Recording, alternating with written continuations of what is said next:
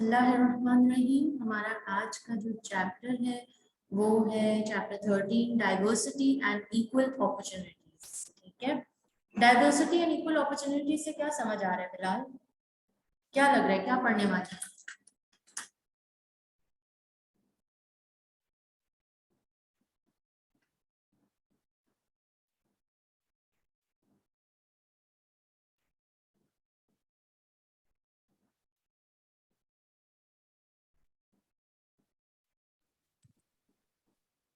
इसके अंदर जो है मेरा ख्याल है जॉब के लिहाज से पढ़ेंगे कि इक्वल अपॉर्चुनिटीज होती हैं हर कैंडिडेट के पास या नहीं होती, डिफरेंट इस तरीके का।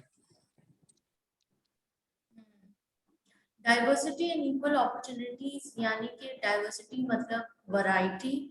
वैरायटी किसमें? वैरायटी ऑफ कोर्स जब आप हायर कर रहे हो, देखो हम लीडरशिप पढ़ रहे हैं, leadership and managing people, right. तो जब लोगों की बात हो रही है तो डाइवर्सिटी का मतलब ये माना जाएगा कि आपकी ऑर्गेनाइजेशन में डाइवर्स लोग हों।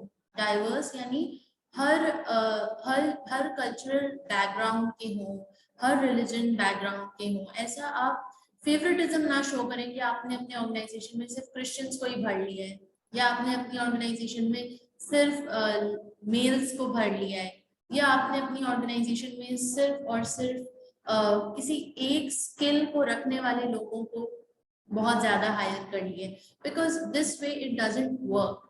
ऑर्गेनाइजेशन सिर्फ एक स्किल के लोगों के साथ नहीं चल सकती। It needs a variety of people, many people who are having a variety of skills, like कुछ लोग चाहिए जो आईटी एक्सपर्ट्स हों, कुछ लोग चाहिए जो इलेक्ट्रिशियन एंड प्लम्बिंग एंड ये सारा काम जानते हों, कुछ लोग चाहिए जो टेक्निकल स्किल्स जानते हों, जिसको हम कह रहे हैं electrician and plumbing and architecture. कुछ लोग चाहिए जो सर्विसेज प्रोवाइड कर रहे हों, कुछ लोग ऐसे चाहिए जो सिर्फ मेंटेनेंस कर रहे हों, कुछ लोग ऐसे चाहिए जिन्हें प्रोडक्ट बनाना आता हो, कुछ लोग प्रोडक्ट की मार्केटिंग के ऊपर काम कर रहे हो, कुछ लोग रिसर्च एंड डेवलपमेंट पर काम कर रहे हो। So that is how you make your organisation diverse. Diverse not only skill wise but also culture wise or religious background wise, okay, or maybe gender wise, okay, gender wise, gender diversity, inclusion। आजकल बहुत ज्यादा ये trend एक तरह से चल रहा है कि इंक्लूजन की बात हो रही है। इंक्लूजन प्रोजेक्ट्स इनिशिएट किए जा रहे हैं कि जिसमें सब लोगों को इन्वॉल्व किया जाए, या ज्यादा डाइवर्स लोगों को इन्वॉल्व किया जाए, जिनको यूजुअली नौकरी नहीं दी जाती, जैसे कि हैंडीकैप लोग हो गए, right. We don't call them handicap but we call them specially abled, okay. जो स्पेशली एबल्ड लोग होते हैं उनको कोई नौकरी नहीं देता, मुश्किल से देते हैं, तो उन लोगों को हायर किया जाए।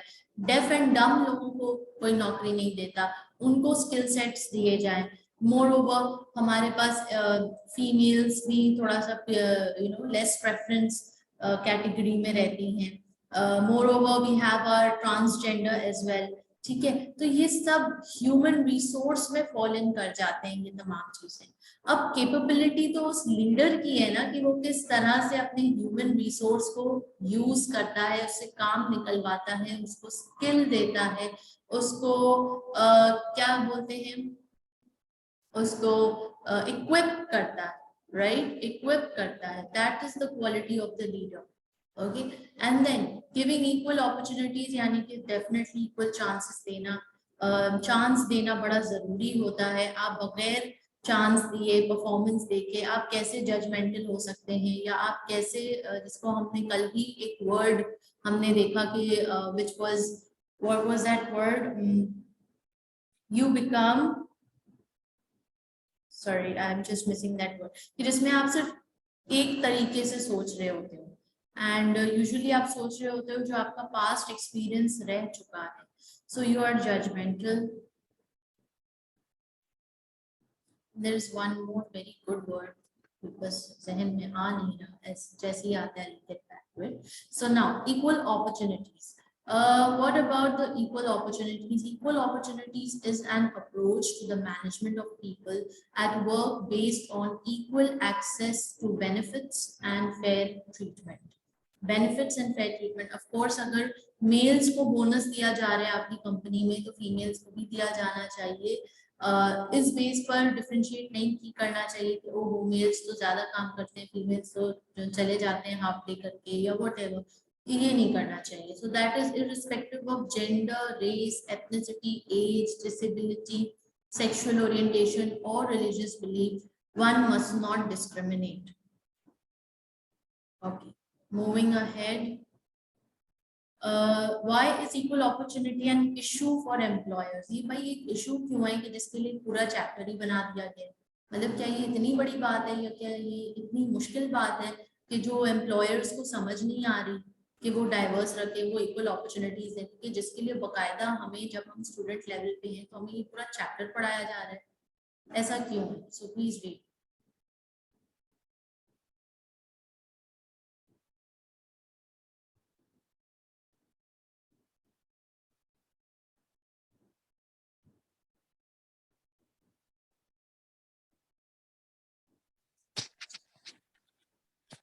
Sound businesses argument can be made for having an equal opportunity policies. And what are the reasons? Common decency and fairness in line with business ethics and practice to attract and retain the best people for the job regardless of race or gender. Compliance, relevant legislation and codes of practice which are used by employment. Winding the requirement pool in times of skill shortage. Other potential benefits to the business through its image as good employer and through the loyalty of customer who benefits from or support equal quality principle. जी क्या कह रहे हैं?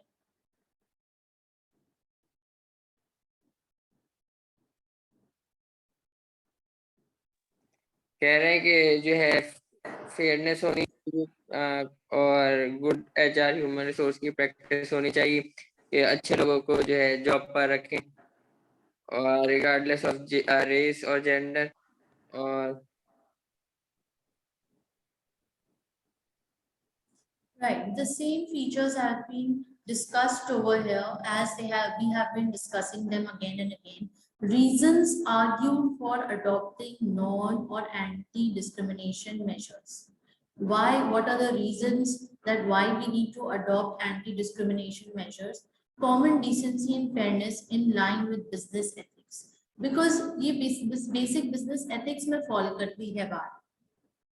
आप ethical business कैसे कर सकते हो जब तक आप फेयर बेसिस पे लोगों को हायर नहीं कर रहे?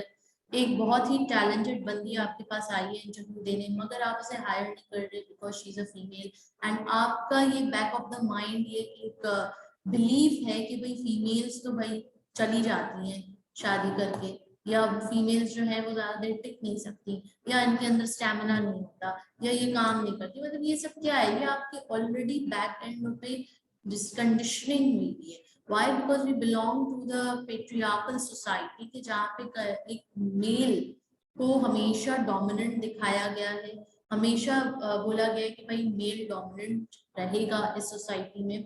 और ऐसा ही देखा गया है बचपन से कि जब छोटे होते हैं तो घर में फादर डोमिनेंट होते हैं, जब बड़े थोड़े से होते हैं भाई डोमिनेंट होते हैं, जब शादी हो जाती है हस्बैंड डोमिनेंट होते हैं।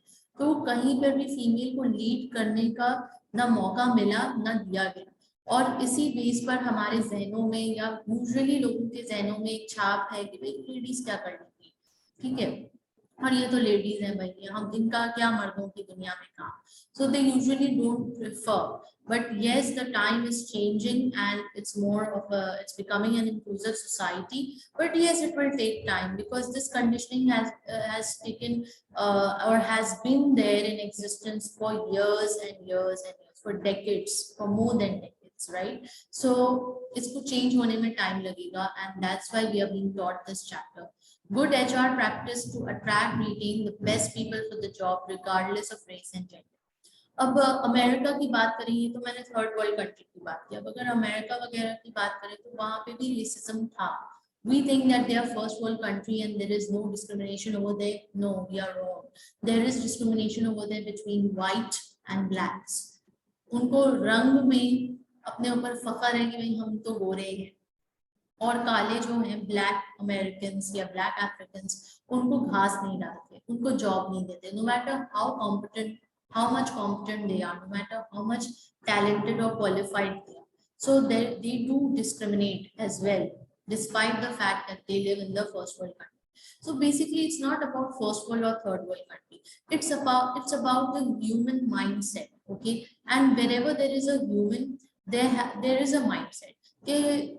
एक आप इसको कह लें, एक ह्यूमन की ईगो होती है, नफ्स होती है, जो उसको कहता है कि मैं सुपीरियर हूँ, मैं तुमसे ज्यादा जानता हूँ, मुझे तुमसे ज्यादा आता है, मैं तुमसे ज्यादा काबिल हूँ।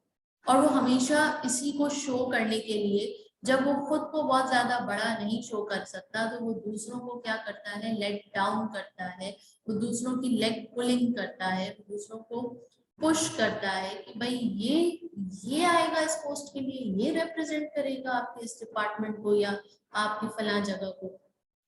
So this is how they do it.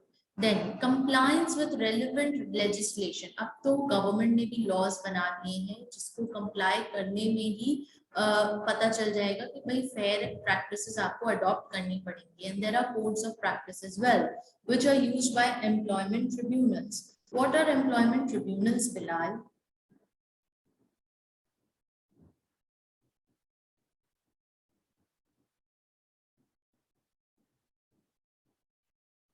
All right. Employment tribunals basically क्या होता है, आप ये लॉ के पेपर में पढ़ोगे, F4 के पेपर में पढ़ोगे कि there is one employer and there is his employees, okay? अब देखो इन दो, ये सिर्फ मैं एक की बात नहीं कर रही, I am talking about, you think how many employers are there in the entire Karachi city, how many employees are there in the entire Karachi city? There are so many organizations, so many schools, so many hospitals, so many salons, so many boutiques, so many car workshops, and so many car showrooms. So there are so many employers and employees, and therefore there are many cases जहाँ पे employer and employee का आपस में खड्डा हो जाता है, conflict. Okay, now this conflict को resolve करने के लिए, now it's hard to imagine here in Pakistan, but in UK it is a common practice कि जहाँ कहीं कोई खड्डा, कोई disagreement, कोई conflict arise होता है, वो लोग भाग के कोर्ट जाते हैं, and the basic court they go to is the magistrate court. ये मतलब उनके गली मोहल्ले का कोर्ट होता है जहाँ वो जाते हैं, और यहाँ पे मतलब हर छोटी सी छोटी बात, चाहे प्लम्बर ज्यादा पैसे मांग रहा हो, चाहे टैक्सी वाले ने बदतमीजी की हो, चाहे एम्प्लॉयर या एम्प्लॉय का कोई खड्डा हो गया हो, सब भाग के कहाँ जाते हैं, मजिस्ट्रेट कोर्ट जाते हैं। मगर जब हमें ये बात पता चल गई कि भाई ये तो बहुत सारे एम्प्लॉयर्स और एम्प्लॉयज हैं और इनका तो मतलब आए दिन रोज का मामला है, बिकॉज वर्क प्लेस में तो रोज के मामला चल रहे हैं, रोज के मामला में इतने कॉन्फ्लिक्ट अराइज हो रहे हैं, तो ये तो भाग भाग के मजिस्ट्रेट कोर्ट में रश लगा है। तो जो दूसरे लोग हैं जो फैमिली मैटर्स लेकर आए हुए हैं, प्रॉपर्टी रिलेटेड मैटर्स लेकर आए हुए हैं, जो मतलब एम्प्लॉयर एम्प्लॉय के अलावा कोई मैटर लेकर आए हुए हैं, वो बेचारे रह जाते हैं। तो इनके लिए क्या किया गया, स्पेशली एक सेटअप क्रिएट किया गया जिसको कहते हैं एम्प्लॉयमेंट ट्रिब्यूनल। अब ये एम्प्लॉयमेंट ट्रिब्यूनल सिर्फ खुसूसी तौर पे एम्प्लॉयर एम्प्लॉय के मामला हल करते हैं। मोर ओवर ये एक तरह का आप इसको समझ लो पंचायत, जैसे गांव वगैरह में पंचायतें बैठती है ना कि गांव के मामला पंचायत हल करती है, तो उसी तरह आप समझ लो एम्प्लॉयर और एम्प्लॉइज के मामला एम्प्लॉयमेंट ट्रिब्यूनल्स हल करते हैं। And this is not considered to be a court, this is an informal setting. ठीक है, इनफॉर्मल सेटिंग है ये।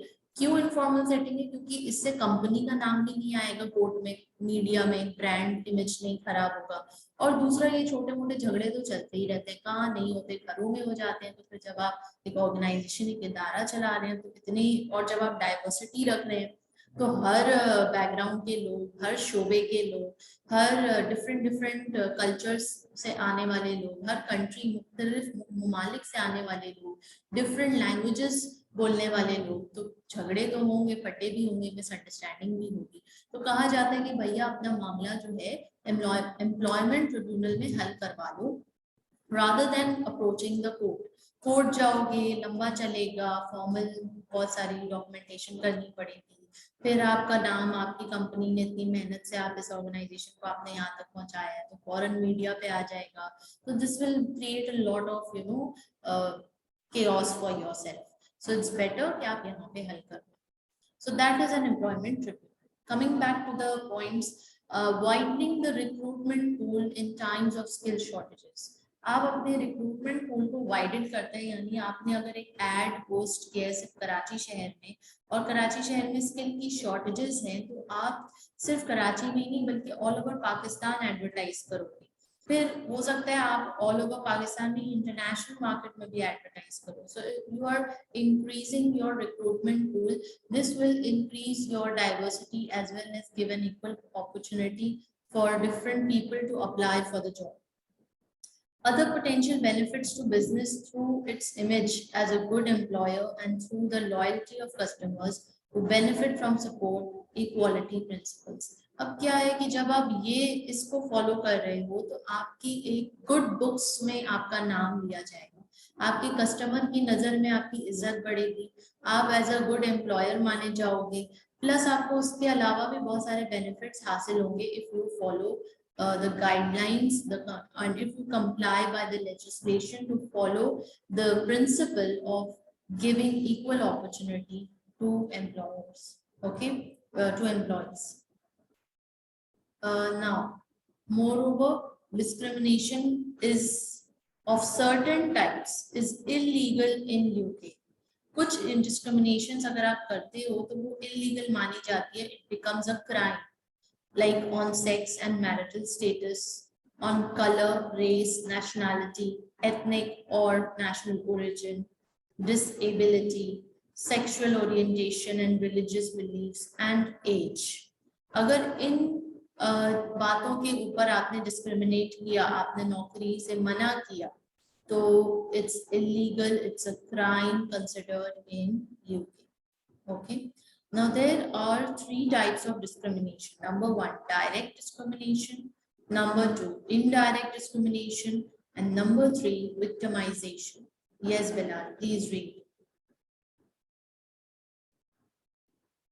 पढ़ो और समझाते जाओ.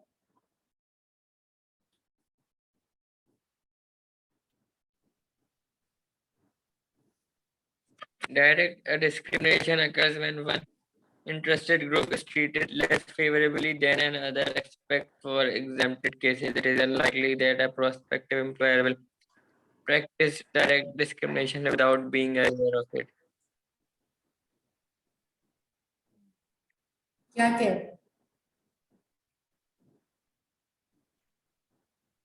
ये कह रहे हैं कि जो है ये डायरेक्ट डिस्क्रिमिनेशन होती है जब एक ग्रुप को जो है ज्यादा फेवर दिया जाए जो कि ज्यादा पसंद है दूसरे की निस्बत,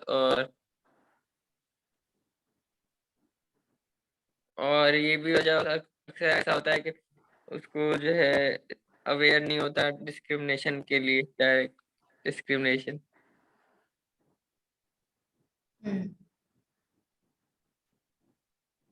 All right.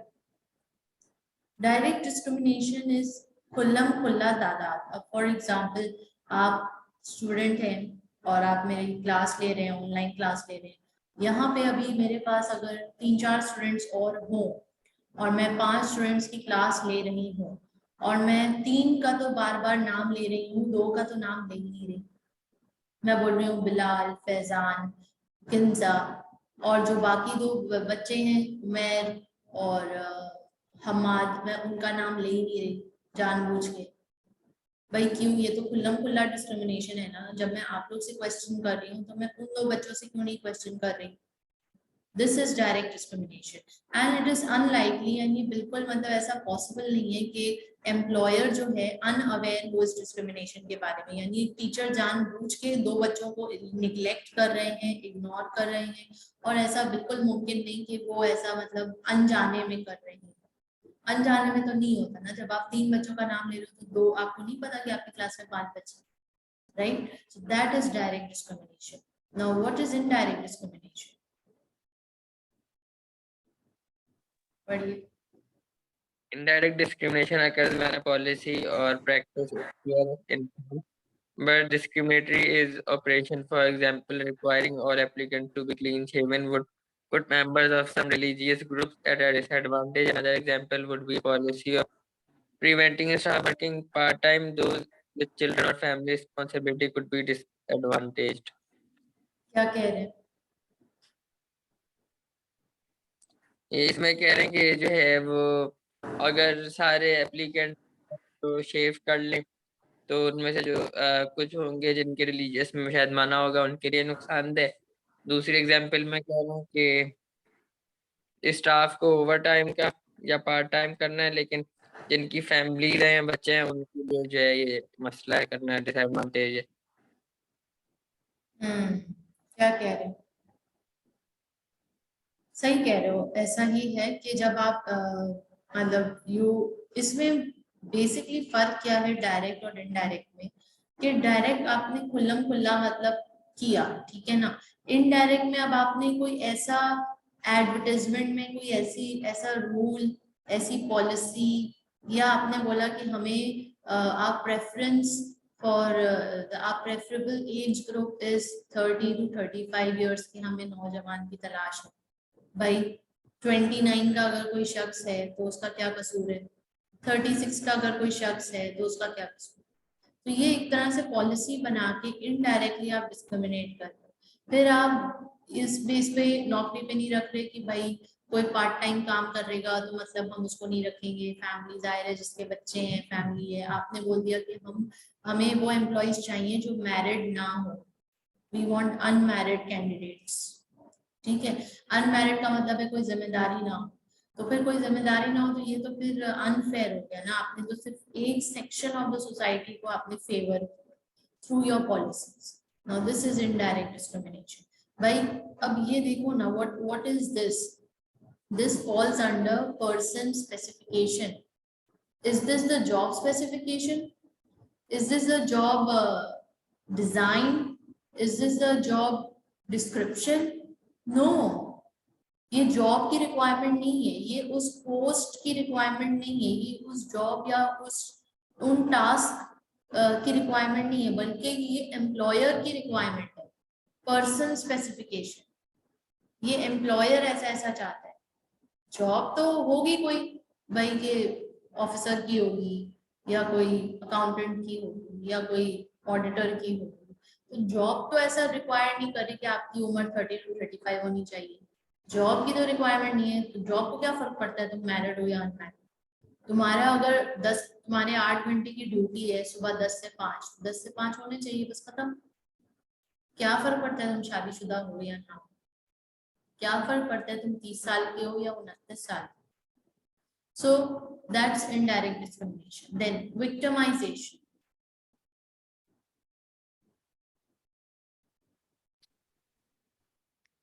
Victimization occurs when a person is penalized for giving information or taking action in a pursuit of a claim of discrimination. क्या कह रहे हैं?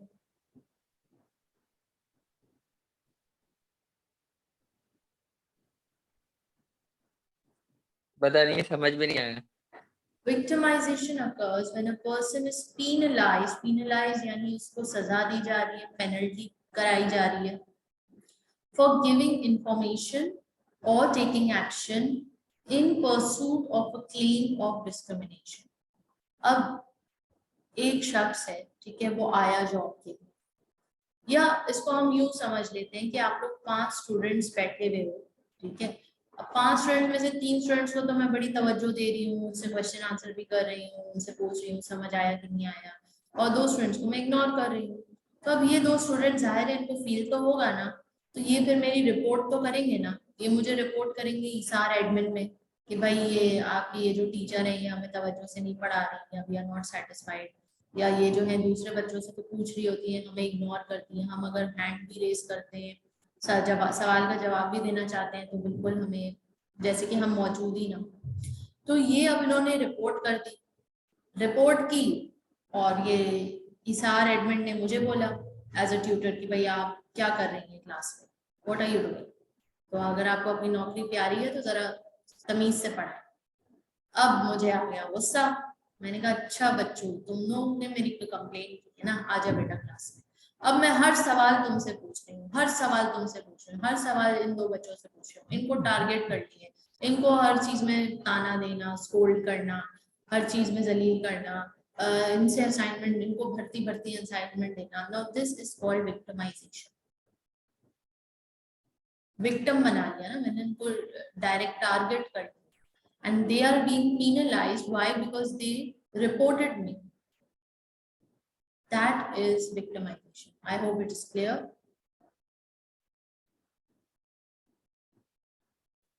Right. आगे बढ़ते हैं। Disability, discrimination, sexual orientation, religious beliefs, ये सब go through कर लीजिए। वही सारी बातें हैं, repeat हुई हुई हैं जो हम कर चुके हैं। Practical implications. The practical implications यानी कि practically of the legislation for employers are set out in the codes of practice. जो practice करना है या practice करना चाहिए, वो तमाम चीजें employers की जो guideline है, employers के लिए जो guideline है, वो codes of practice में mention कर दी गई है. These do not have the force of law but may be taken into account by employment tribunals. तो employment tribunals इसको सामने रखते हुए फैसला सुना सकते हैं. Formulating an effective equal opportunities policy, क्या कह रहे हैं, इसको जरा पढ़ें.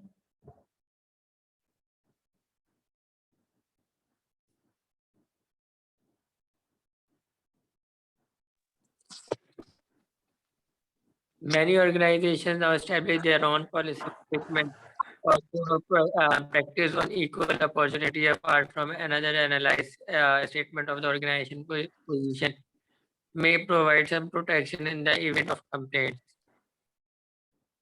क्या कह रहे हैं?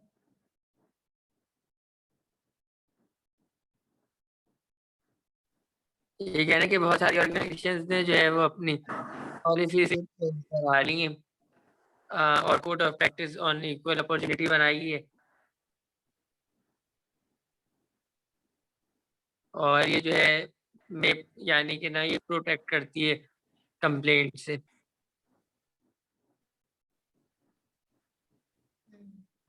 So many organizations now establish their own policy statements. अब तो सब कोई अपने अपने policies बना लेते हैं इस हिसाब से, ताकि complaints नहीं आए, equal opportunities हो. And ज़्यादातर क्या होता है, it's more theoretical. लोग बना तो लेते हैं बड़ी बड़ी policies और mission statement, मगर असल बात होती है कि practice कितना हो रहा है, on real ground जो लोग hire कर रहे हैं वो कितना इस चीज को follow कर रहे हैं, जो लोग job ads बना रहे हैं वो कितना इस चीज को implement कर रहे हैं. So that is the real thing. And इसमें इन सब में we are an equal opportunity employer on advertising literature. To turn such a claim into reality, the following is needed. इसको हकीकतन practice में लाने के लिए क्या क्या चीजें चाहिए, support चाहिए. इससे from top of the organization जो लीडर्स हैं ऑर्गेनाइजेशन की, उनकी सपोर्ट सबसे पहले बहुत जरूरी है. अगर वो ही इम्प्लीमेंट नहीं करेंगे तो नीचे का मुलाजिम क्या कर लेगा, नीचे का मैनेजर सुपरवाइजर क्या कर लेगा. A working party drawn from, for example, management unions, minority groups. मतलब इसके लिए एक बकायदा कमेटी भी बिठा दी जाएगी जो मेक श्योर करे कि हमारी पॉलिसीज इम्प्लीमेंट की जा रही हैं हर लेवल पे. एक्शन प्लान्स एंड रिसोर्सेज, कि अब इसको इम्प्लीमेंट करने के लिए हम क्या क्या एक्चुअली करने वाले हैं, प्रैक्टिकली हम क्या क्या चीजें करने वाले हैं. मॉनिटरिंग, नजर रखना कि क्या वो चीजें हो रही है इम्प्लीमेंट या नहीं. टीम जो है उसी तरह लेकर चल रही है हायरिंग के प्रोसेस को, रिक्रूटमेंट के प्रोसेस को. Positive action, namely the process of taking active steps to encourage people from disadvantaged groups to apply for jobs and training. यानी कि आप सिर्फ equal opportunity नहीं दे रहे, बल्कि आप टारगेट कर रहे हो डिसएडवांटेज ग्रुप्स को, जैसे कि हैंडीकैप, स्पेशली एबल्ड पीपल और may be transgenders, and you are inviting them as well और encouraging them as well खुल्लम खुल्ला on your job ads. So that is a positive action, that is a step ahead, a step forward. Okay, so this is what you do. Then the recruitment and selection. We have done recruitment and selection, but yes, of course, it is the main place where discrimination may happen. And once this यहाँ से बंदा निकल जाता है, then it might be the working team who may discriminate, कि जो मतलब नीची नजर से देखें या कि ये कौन आ गए हमारी टीम में, अब हमारे साथ एक काला बंदा भी काम करेगा, अब हमारे साथ एक पठान भी काम करेगा, तो that's where the team starts discriminating. Recruitment और सिलेक्शन के वक्त तो एम्प्लॉयर्स कर रहे हैं, मगर जब वो टीम में आ जाते हैं देन वहाँ पे जो लोग, जो कलीग्स, जो काम करने वाले manager, supervisor, it also depends upon them. Then advertising के वर्ड सोच समझ के चूज करें, रिक्रूटमेंट एजेंसी सोच समझ के चूज करें, उनको बड़ा ही क्लियर बता दें कि भाई हम किन पॉलिसीज को या हमारी वैल्यूज क्या है, हम इक्वल अपॉर्चुनिटी देने में यकीन रखते हैं, तो आपने ऐड इस तरह का बनाना है कि जिससे यही जाहिर हो कि all are invited to apply for it, whoever think that they have this qualification and they fit for the job. Application forms भी उसी तरह बनाने, इंटरव्यूज भी वैसे ही कंडक्ट करने, सिलेक्शन टेस्ट रिकॉर्ड्स, अब ये सारी बातें हम कर चुके हैं discuss, it's just a repetition. Next, other initiatives में हम और क्या क्या मजीद कर सकते हैं, in addition to responding to legislative provisions, यानी लॉज, कानून को फॉलो करने के अलावा some employers have begun to address the underlying problems of discrimination, यानी कि जो जड़ है ना डिस्क्रिमिनेशन की, उसको एड्रेस करने के लिए कुछ एम्प्लॉयर्स इनिशिएटिव लेते हैं। अब डिस्क्रिमिनेट करने की जड़ क्या हो सकती है बिलाल आपकी नजर में?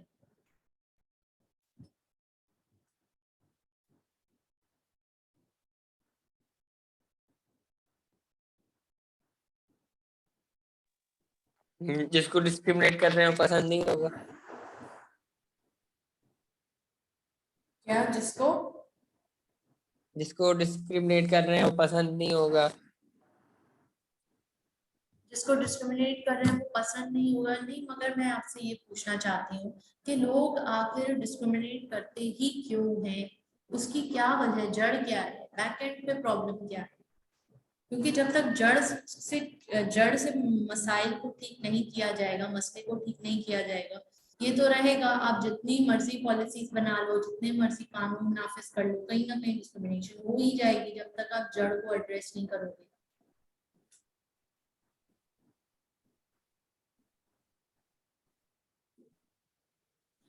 पता नहीं क्या जड़ होगी।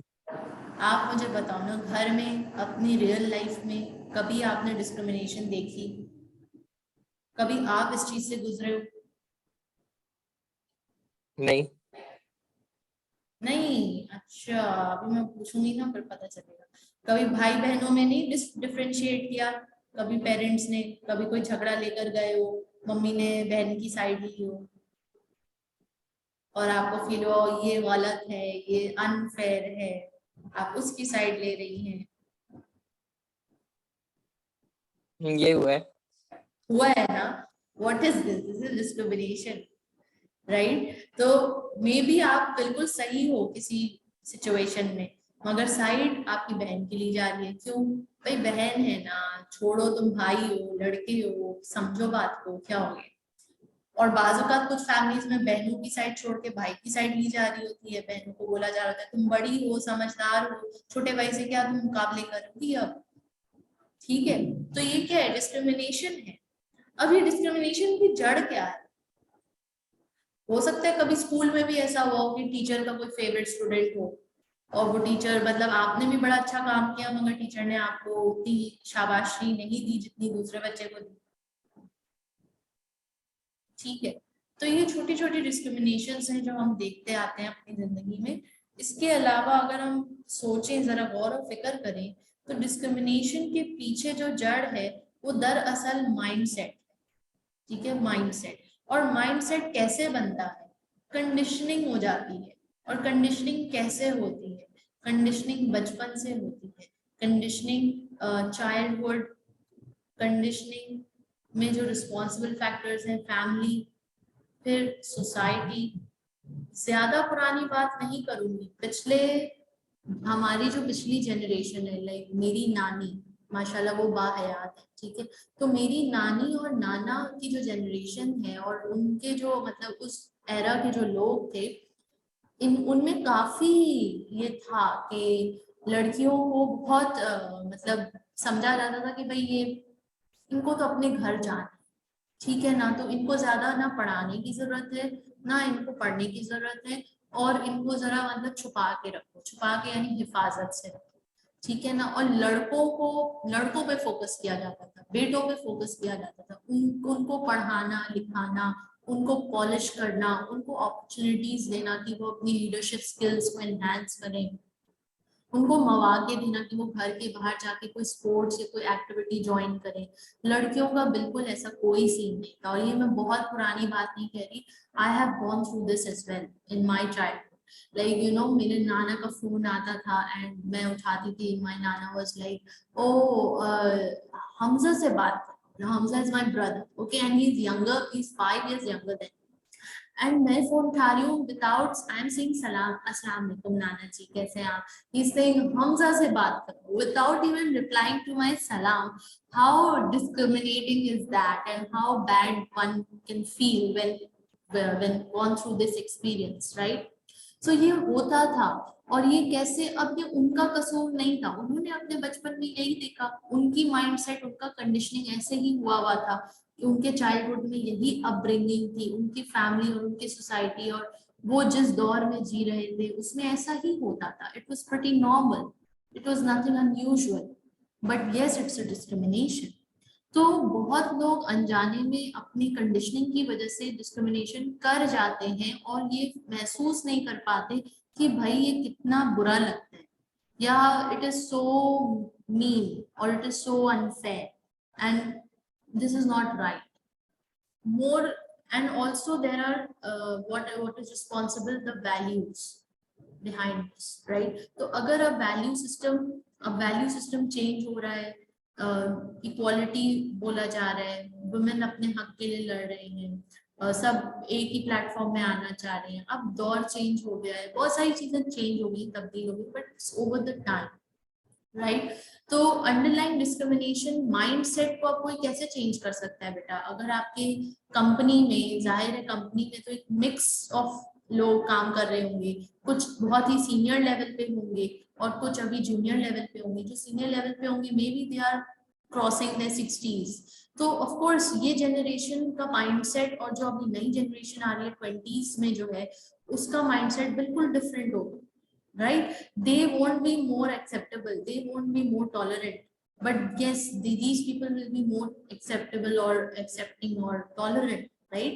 तो अब ऐसा तो नहीं है कि कंपनी पुराने लोगों को किक आउट कर दे just because they are discriminating, no, मगर क्या किया जा सकता है, ट्रेनिंग वर्कशॉप्स रखाई जा सकती हैं, ट्रेनिंग्स, ठीक है, वर्कशॉप्स रखाई जा सकती हैं जिससे तमाम एम्प्लॉइज को एक पेज पर लेकर आया जा सकता है, कि अब तमाम एम्प्लॉइज को एक सेट ऑफ कंपनी की वैल्यूज या ऑर्गेनाइजेशनल वैल्यूज दी जा सकती हैं, ताकि उनको कंडीशनिंग जो है ना, जो उनकी already family, childhood, culture, society, religion उससे मिली हुई है, वो थोड़ा सा ब्रेक हो। और ब्रेक तो दरअसल कंडीशनिंग नहीं हो सकती, ये एक फैक्ट है, जो आप बचपन से आपके अंदर फीड हो चुके हैं, वो फीड हो चुके हैं, अब आप उसको तोड़ नहीं सकते, उसको खत्म नहीं कर सकते, मगर अब आपको शऊर आ गया, आप 18 साल हो गए, 18 साल से ऊपर अगर आपको शऊर आ गया कि भाई ये गलत है, मेरी बहन को जितनी अपॉर्चुनिटी मिलनी चाहिए वही मेरा भी हक है, और अगर मुझे जो अपॉर्चुनिटी पढ़ने की मिल रही है वही मेरी बहन का भी राइट है, राइट? अगर मुझे ये कहा जा रहा है बीइंग अ गाय कि तुम जब तक अपने पैरों पे खड़े नहीं हो जाते तुम्हारी शादी नहीं करेंगे, तो why not the same statement for a girl, कि जब तक वो अपने पैरों पे खड़ी ना हो जाए, मजबूत ना हो जाए, फाइनेंशियली स्टेबल ना हो जाए, हम उसकी शादी नहीं करेंगे। तो why there is a discrimination, right? तो अब ये जो कंडीशनिंग की बात हम कर रहे हैं, कंडीशनिंग तोड़ी नहीं जा सकती, खत्म नहीं की जा सकती, मगर यस, जब आप 18 साल के हो गए हो, you have a choice, you get a choice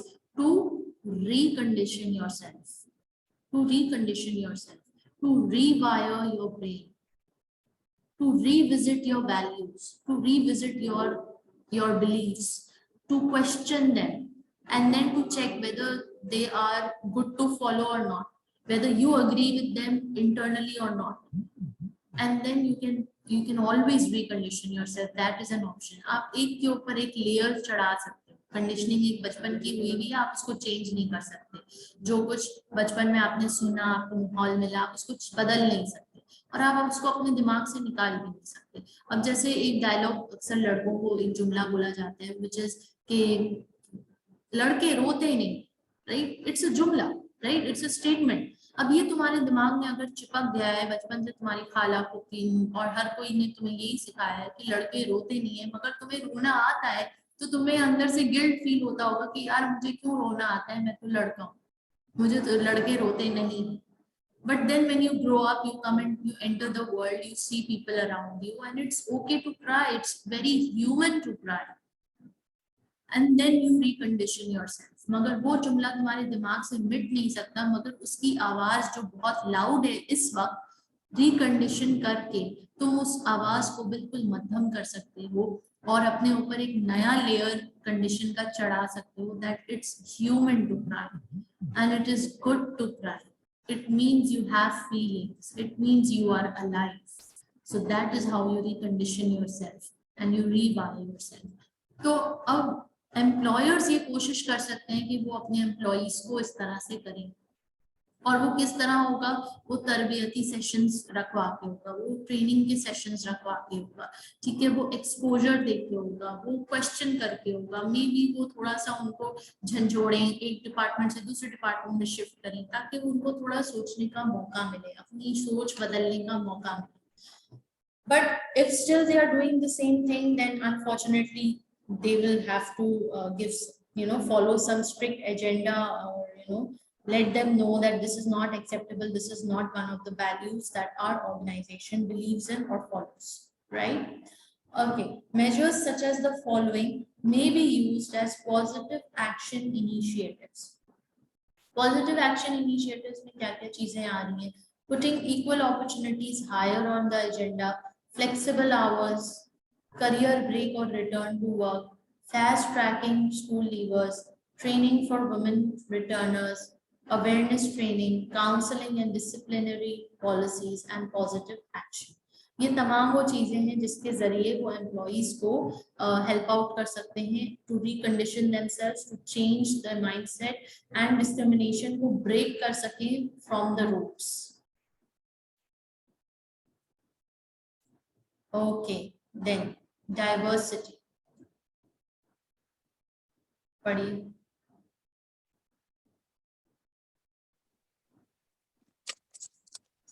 The concept of managing diversity is based on the belief that dimensions of individual difference on which organizations currently focus are crude and performance irrelevant classification of the most obvious difference between people.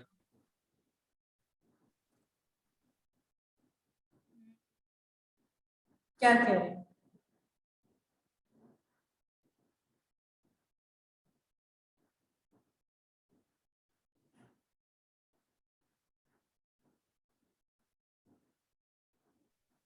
ये कह रहे हैं कि जो है वो ये जो कॉन्सेप्ट है मैनेजिंग डाइवर्सिटी का ज्यादातर जो है बेस करता है इंडिविजुअल डिफरेंसेस जो कि कंपनी करंटली फोकस कर रही है, जो कि क्रूड है, और परफॉर्मेंस जो है रेलिवेंट क्लासिफिकेशन होती है ज्यादातर लोगों के जो है बीच में. क्या कह रहे हैं?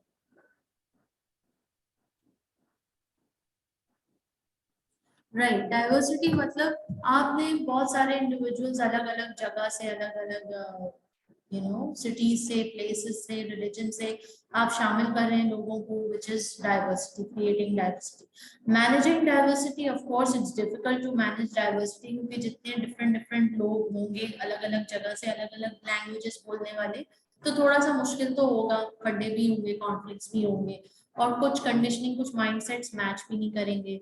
So tolerance of individual differences, communicating effectively, managing workers with increasingly diverse family structures, managing the adjustments to be made, managing increasingly diverse career aspirations, dealing with differences in literacy, managing cooperative working in ethnically diverse teams.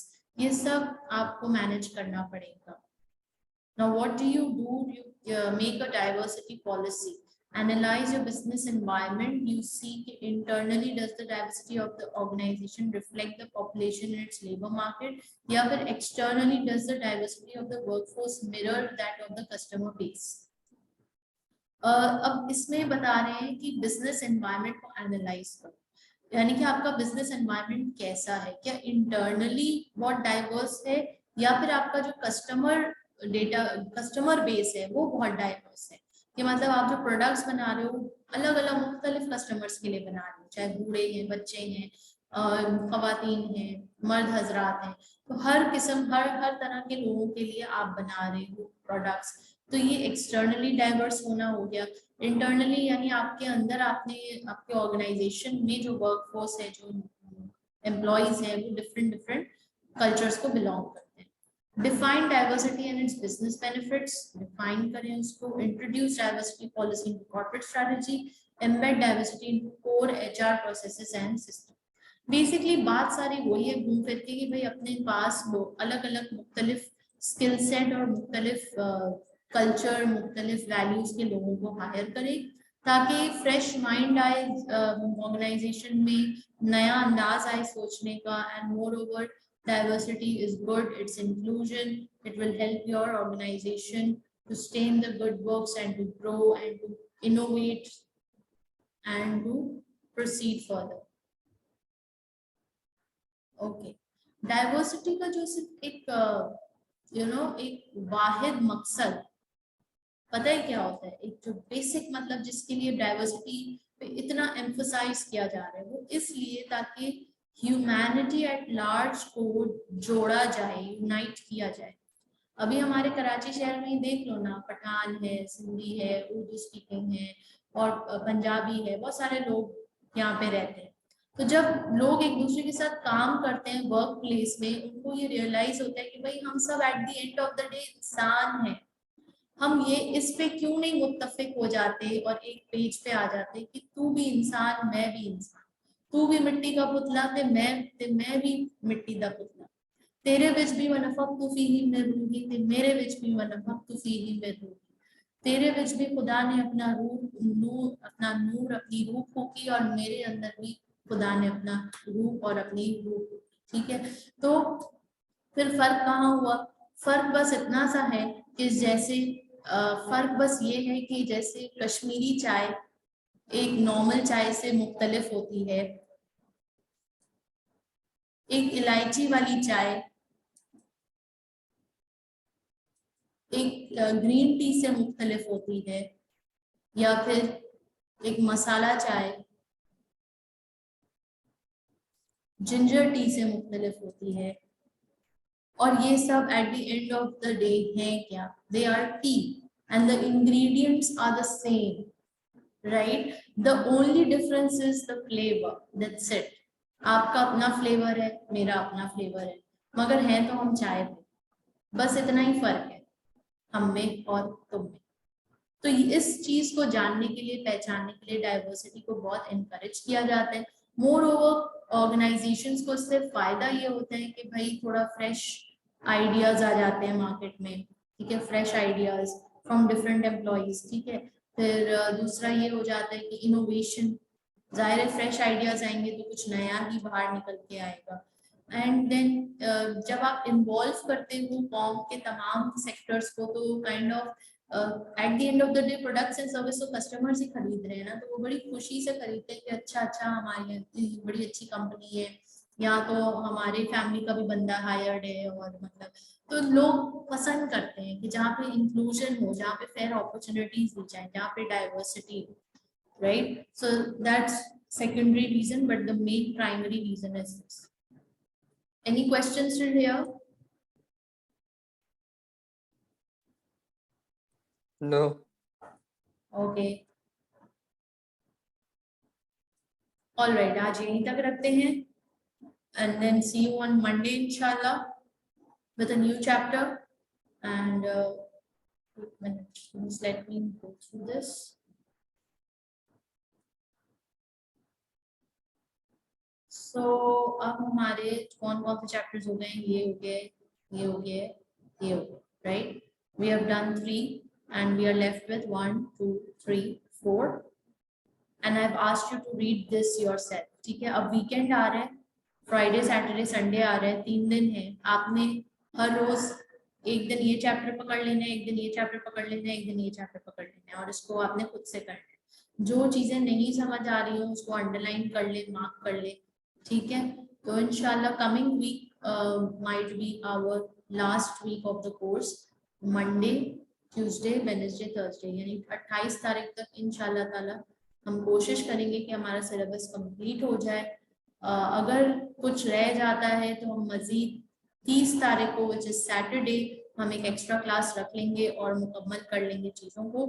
So F1 is almost on the verge of completion and I hope कि आपकी तैयारी साथ साथ है, क्योंकि मुझे आपको dates देने हैं टेस्ट 1 के लिए एंड टेस्ट 2 के लिए, so that you will help me like which dates you will be comfortable, या कब तक आपकी तैयारी हो जाएगी, क्योंकि जैसे ही ईद खत्म होगी तो आपकी तैयारी मुकम्मल होनी चाहिए। प्रोबेबली मई के सेकेंड वीक या थर्ड वीक में आपको F1 का पेपर दे देना चाहिए अगर आप साथ साथ तैयारी कर रहे हैं तो, ठीक है।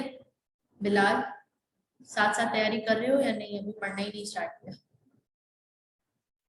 नहीं, पढ़ाई शुरू कर दी है। कर दी है ना? हाँ, बस पढ़ाई साथ साथ कर लो, आसान रहेगा, बात के लिए छोड़ दोगे बहुत बर्डन लगेगा, ठीक है। साथ साथ कर लो, मई के सेकेंड वीक या थर्ड वीक को टारगेट बना लो। अभी ये वीकेंड आ रहा है, वीकेंड पे ये 3 नए चैप्टर्स पढ़ना और जो पुराने जो तुम्हारे रहते हैं उसको रिवाइज करना। रिविजन किट कर रहे हो सॉल्व? हाँ, क्योंकि पता है तुम्हारा ऑलरेडी, तुमने जैसे बताया कि 2 साल हो चुके हैं और FIA कंप्लीट नहीं हुआ, तो जो पेपर पहले निकलता है उसे खामोशी से निकालो जल्दी जल्दी, ठीक है। चलो, अपना ढेर सारा ख्याल रखें, इंशाल्लाह अब हमारी मंडे को मुलाकात होगी। टेक केयर, अल्लाह हाफिज।